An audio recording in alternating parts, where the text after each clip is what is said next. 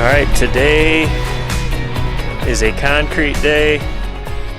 All out here in front of the garage, we're going to have concrete poured, and it's going to go up, the sidewalk's going to go up to the front door. So this is we're coming 25 feet out, 56 foot long is what the garage is. I just want a nice pad out here in front of the garage to pull up on, and the kids have a place to ride their bikes, and we can wash the cars, all that kind of good stuff. So it's a little bit big of a job for me, and I don't have enough friends around to pour this myself. So I have a friend that owns a concrete company, and they're coming out to pour this today. So all right, guys, concrete is something that I like to do. However, on a pad this big, if you don't have a handful of guys that know what they're doing, this could end in disaster pretty quick. So I decided to hire this company that poured all the flat work in my house and garage. And they laid it out with spray paint, used a laser level and string lines to make sure we had enough slope from the front of the garage to the edge of the pad so we'd have proper water runoff. And then it was simply formed up with metal stakes and then 2x4s and 2x6s. So whenever I pour concrete up against other concrete, I like to tie it in with rebar, and that's exactly what these guys are doing right here. If you look up against the garage, you can see those orange dots, and they're drilling in a few inches and then putting 1/2-inch rebar into the existing pad that will extend in to the pad they're pouring. A couple things that you should note when doing this is make sure when you drill those that you stay far enough down on that pad to keep it from popping the top of that existing pad. And another thing to remember is anywhere there is a stress relief cut, you want to stay 6 to 12 inches away from that to avoid problems there as well. One other thing that I want to cover that I know somebody's going to ask about is the radiant floor heat. As you can see here, I'm about 12 to 13 inches in from the edge of the concrete. So this is not a problem to put that rebar in there to tie the two pads together. And another question I'm going to get, was there expansion joint filler? Yes, there was. They put that in there prior to pouring this pad here. All right, they got it all formed up. They got to bring rock in after lunch, and then they'll start pouring. But for these curved angles, you can use this PVC trim, and it works out pretty good. So I've seen a lot of guys use that stuff, and it seems to hold up pretty well.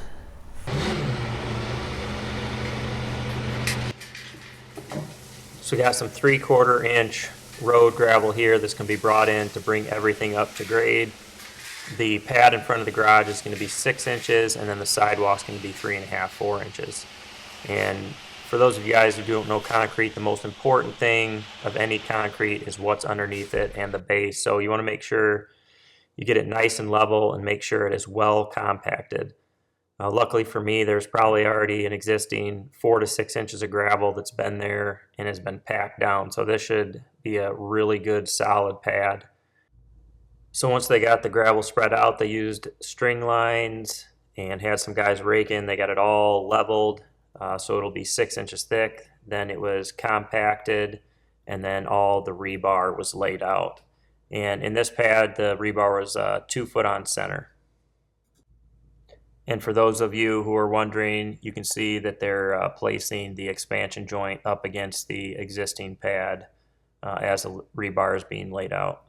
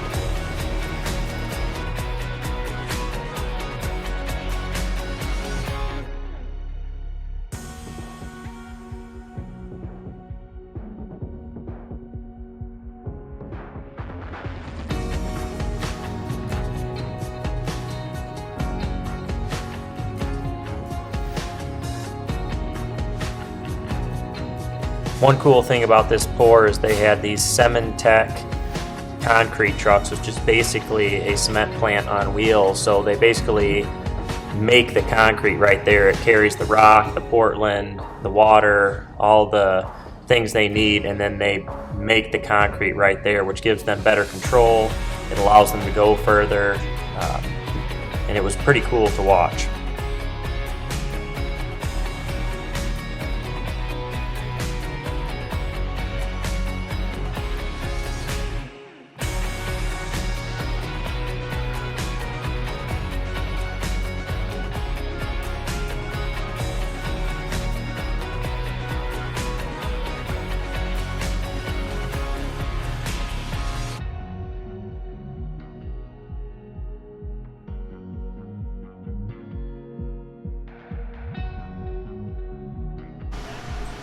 For those of you wondering about the rebar, as they work their way across the pad, they pull that rebar up into the concrete pad, and it works out really well.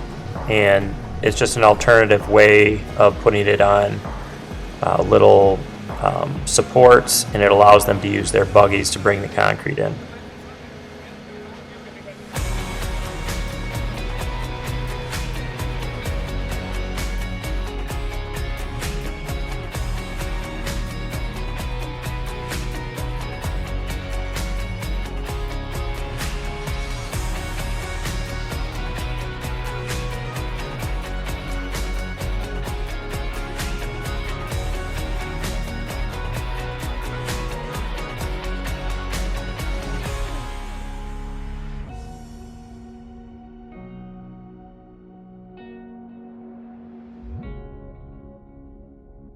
Alright guys, so that is a wrap for this concrete for now. I just want to talk about a couple things. You can see it's all done. It's the next day. I can walk on it. I had a broom finish done, and then I had it a border put on it, and I'll show you that here in the video. But at some point in today or tomorrow, they'll come back and they'll take these forms off, and when they do, they will put stress cuts in this, relief cuts. And we get a lot of questions about that, like how do you keep your concrete from cracking? And the simple answer to that is all concrete is going to crack. The key to having a really good pad or concrete floor is to make sure everything underneath it is compacted and really solid, and then you have to put relief cuts in so that you can control where that concrete cracks. And if you do that, you should not see random cracks across your concrete pad. There's a couple keys to that. They need to be deep enough. A lot of mistakes when relief cuts are made that I've seen is that they just aren't deep enough. And the whole point of that is to get that cut deep enough so it creates a weak point, and that's where the concrete cracks. And if you remember in my house, I have 4x4 squares, and that way all those cracks will occur inside those relief cuts, and I won't see any, or I shouldn't see any cracks on top. And thus far, I have not. So those are just a couple things to think about. Make sure your contractor puts relief cuts in, and make sure that they are deep enough. Kind of what I was taught is your relief cut should be a quarter of the thickness of the pad. So like if you have a 4-inch slab, they should be roughly an inch, and that way those cracks will occur inside it. But I'll show you the cuts. I think I'm going to do something a little different to fill those in. Instead of the expansion joint filler, I'm going to try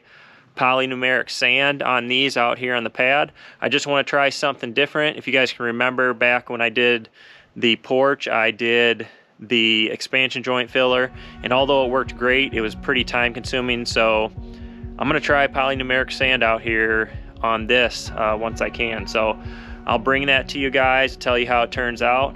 But I appreciate you guys watching. If you have any questions, feel free to ask, and I will do my best to answer them. So thanks for watching, and we will catch you on the next video.